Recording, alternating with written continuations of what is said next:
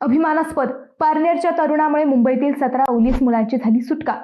पवईतील RA स्टुडिओमधील ओलीस नाट्याचा थरार राज्यभर गाजला। पोलिसांनी या 17 ओलीस मुलांची सुटकाही केली, पण यामध्ये महत्त्वपूर्ण भूमिका ठरली पारनेरच्या एका तरुणाची।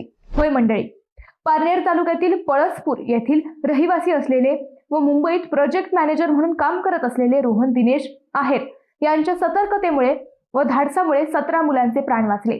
आरोपी रोहित आर्य यांनी गुरुवारी पवई येथील RA स्टुडिओत 17 मुलांना ओलीस ठेवल्याचे थरार नाट्य घडले।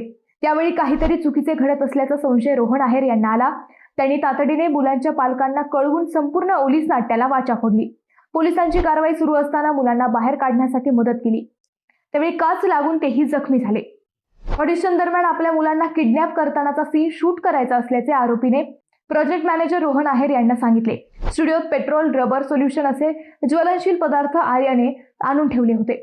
आर्या सुरुवातीपासूनच मुलांना ओलीस ठेवण्याचा कट रचत होता, पण त्याचा संशय आला नसल्याचे आहेर यांनी सांगितले।